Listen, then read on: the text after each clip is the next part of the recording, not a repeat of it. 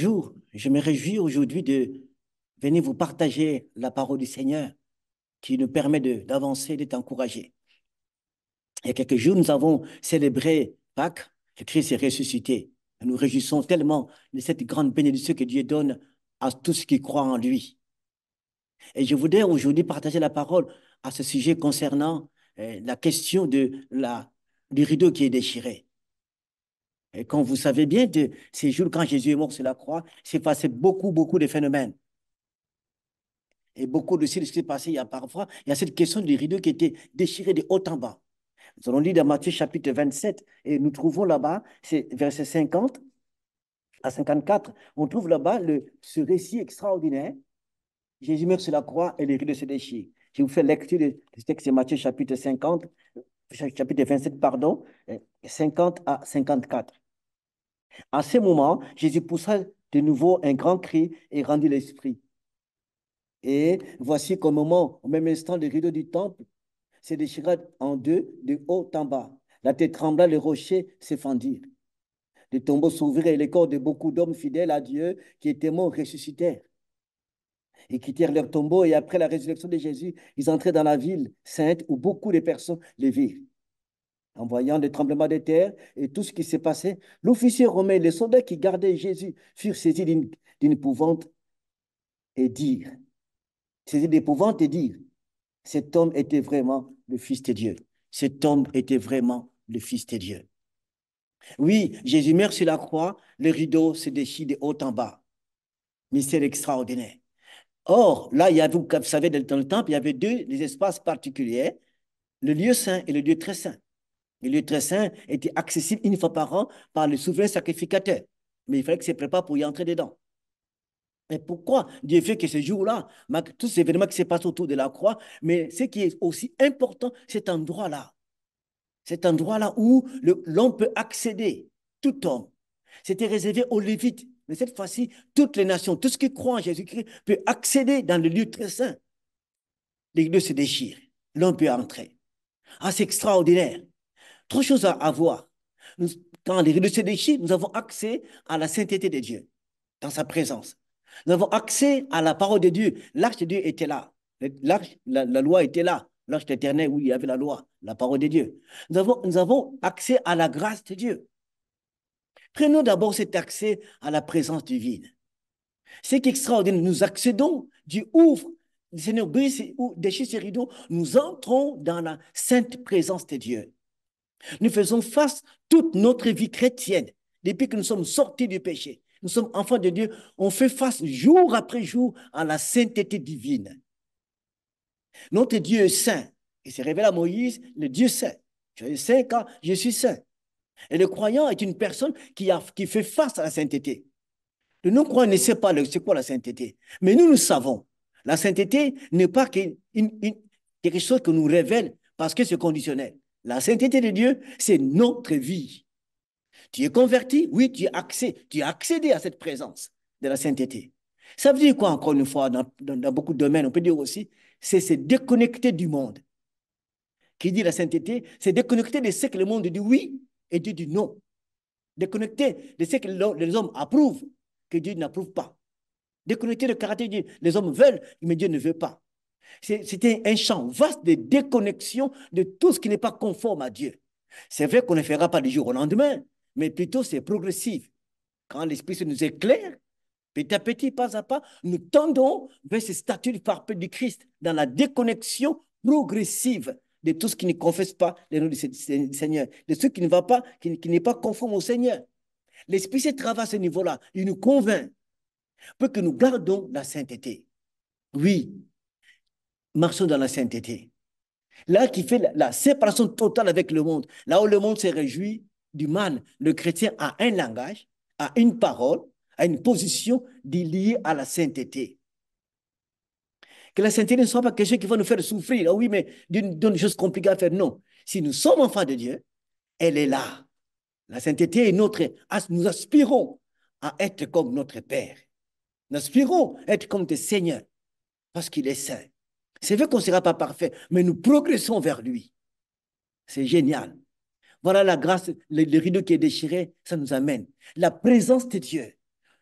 Dieu saint, nous entrons dans sa présence. Nous pouvons, ça c'est encore, nous goûtons une partie aujourd'hui. Mais à la fin des temps, quand Christ reviendra, nous serons vraiment dans sa présence, dans l'éternité. Oui, il fait beau dans la présence du Père. C'est merveilleux dans sa présence. Là, on peut l'écouter. Là, on peut l'entendre. Là, il peut nous bénir dans sa présence. Sa présence est quelque chose de formidable. Nous y sommes, nous sommes déjà.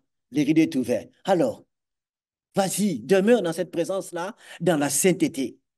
Moïse a accédé dans cette présence la première fois devant le buisson ardent. Tout d'un coup, Dieu lui parle de ôter les sandales de ses pieds. Il y a la question de ce que Moïse a vécu. En fait, il avait un petit casier judiciaire, si vous dans ce sens-là. Il a tué quelqu'un. Tu n'étais pas un homme parfait. Mais dans la présence du Père, Dieu commence par là. Je suis saint. Chers frères et sœurs, on ne peut pas nier, nous détourner, faire semblant, comme si, bon, Dieu est bon, on n'entre pas non plus simplement. Non. Commençons d'abord par la sainteté quand nous entrons devant lui. Ne commençons pas à ouvrir notre dossier, notre liste de demandes, de tout ce que vous lui demandez. C'est compliqué, ce n'est pas bon du tout. Entrons d'abord dans l'adoration en reconnaissant que oui, oui, tu es saint, Seigneur. Si nous reconnaissons ça, nous l'adorons dans la sainteté, c'est que nous savons, ce que nous avons besoin. Il nous donnera. Qu'est-ce qu'il dit? Cherchez d'abord le royaume des cieux et tout le reste vous sera donné.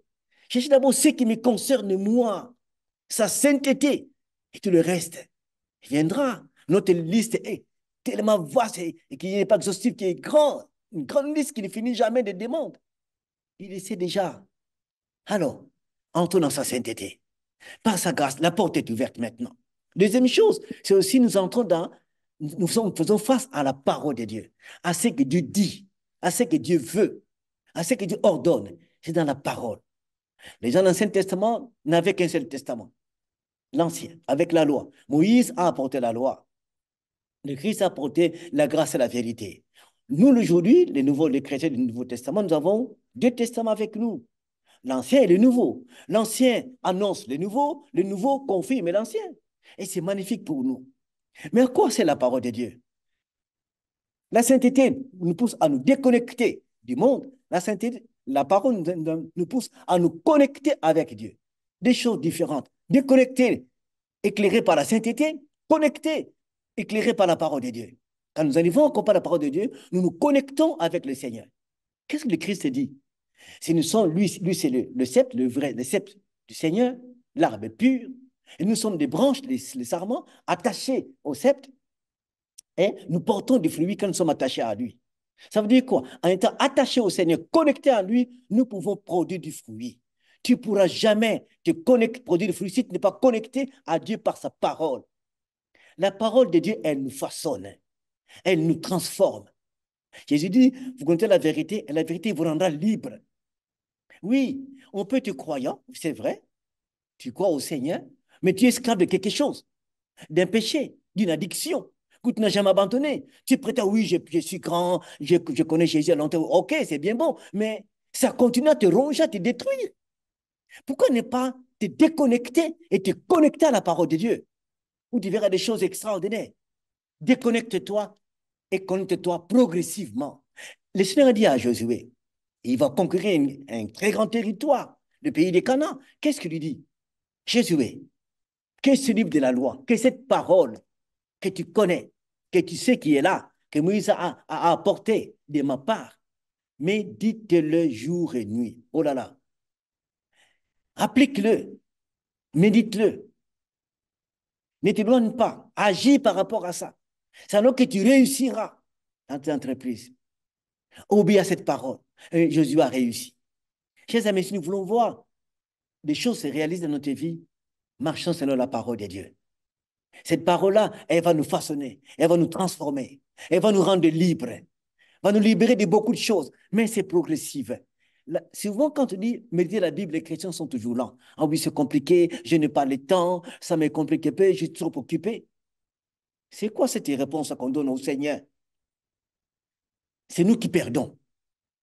On ne peut pas voir sa grandeur, sa puissance hors la parole de Dieu. On doit la lire, la méditer, la comprendre. Elle va nous faire du bien. Que l'Esprit Saint mette à nous la flamme, le désir d'aimer sa parole. Le psalmiste s'est dit, ne me cache pas ta parole, car je suis un étranger sur la terre. Ne me cache pas ta révélation. Étant étranger, le monde est compliqué. Mais quand tu me révèles ta parole, je serai Dieu sur terre comme toi, comme un étranger. La parole nous révèle la pensée du Père, nous nous déconnectons du monde, nous devenons étrangers sur terre et ceux qui regardent le ciel.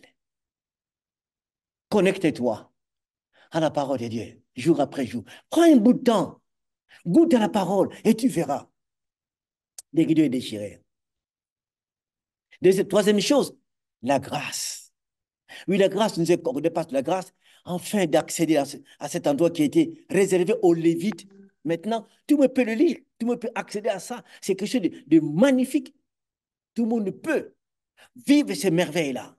Et la dimension profonde de la grâce de Dieu, la grâce d'entrée. Oh, merci Seigneur. La grâce met fin à la phrase, à ce mot qu'on dit mériter. J'entends parler que oui, c'est moi qui a fait ça, oui, c'est moi qui a prêché. Non, tout est grâce. La grâce est là, la grâce engloutit le mérite. La grâce écrase le mérite. Nous ne méritons rien. Que tu sois un grand prédicateur, un grand homme qui parle, que tu aies une puissance extraordinaire, je ne sais pas comment, que tu aies un grand ministère, tout est grâce. Ne dis jamais, c'est moi, c'est le Seigneur. L'apôtre Paul dit, si je vis, ce n'est plus moi, c'est Christ. Dans tout ce que je vis là, c'est le Seigneur. Si un brin d'orgueil monte dans ton cœur, écrase-le. La grâce est englouti l'orgueil. Dieu, notre Père, résiste aux orgueilleux. C'est parce que quand nous traversons ce rideau, nous goûtons à la puissance de la grâce. Quand Dieu nous pardonne, quelle grâce. Quand nous arrivons à adorer Dieu, quelle grâce. Quand nous arrivons à servir Dieu, quelle grâce. Quand nous arrivons à prier même des heures et des heures, quelle grâce. Quand nous arrivons à évangéliser, quelle grâce. Nous ne méritons rien. Si on a compris ça, on va éteindre beaucoup de tensions dans nos communautés. Il est grand, lui il est petit, lui il fait pas grand-chose. Et celui qui fait petit, c'est une grâce. Hein? Et toi qui fais grand, c'est une grâce. Tout est grâce. Alors, humilie-toi devant la grâce de Dieu. Enlève les étiquettes que tu as mises sur tes épaules. Je suis archibishop, je suis bishop, je suis pasteur, je suis extraordinaire. Non, je suis enfant de Dieu, serviteur du Tout-Puissant. Simplement, je suis son serviteur. Les titres, on n'amènera pas devant le Seigneur. Mais le disciple, celui qui sera devant le Christ. Alors, enlève le titre. Accroche-toi à ce que tu es dans la grâce de Dieu. Quand tu seras devant le Seigneur, tu diras, voici ce que je fais comme simple serviteur. Et Dieu nous bénira. Dieu te bénira. Alors, cherchons à demeurer dans la grâce de Dieu, à honorer Dieu dans sa grâce. Jésus a apporté la grâce à la vérité. Oui, nous aimons beaucoup la grâce. Oui, c'est tout, c'est par la grâce. C'est-à-dire, OK. Mais nous oublions parfois la vérité. On ne peut pas les séparer. La vérité, la grâce nous fait accès à des choses extraordinaires. Nous vivons la grâce par des choses magnifiques. La vérité, elle nous transforme. Mettons-les ensemble. Chers amis, la grâce a une puissance extraordinaire. Elle nous révèle, elle nous amène à des choses qu'on ne peut pas vivre. Merci notre Père pour la grâce qu'il nous a faite en Jésus-Christ. Alors, soyez prudents. Bénissons Dieu pour ces trois choses. Que les rideaux déchirés, enfin nous pouvons aller vivre les grandes choses. Maintenant, c'est à toi. Comment vis-tu ces temps des rideaux déchirés? Le Seigneur a besoin de toi. Et il t'attend que tu vis ces trois choses et tu vas les glorifier. Le monde verra ces choses-là. La façon dont tu vas marcher, oui, les rideaux est vraiment déchiré. Tu peux y aller. Tu peux vivre des choses extraordinaires. Alors, profite-en. Je ne sais pas si à ce jour-ci, depuis quand tu es converti, je ne sais pas, mais regarde un peu. Est-ce que les choses avancent dans ces trois dimensions? Comment les vis-tu? Le Christ est là, l'Esprit Saint est là, et il va t'aider. Que Dieu nous bénisse, nous éclaire et nous conduise en toutes choses. Soyez bénis et avancez en Jésus-Christ. Les rideaux déchirés. Amen. Au revoir.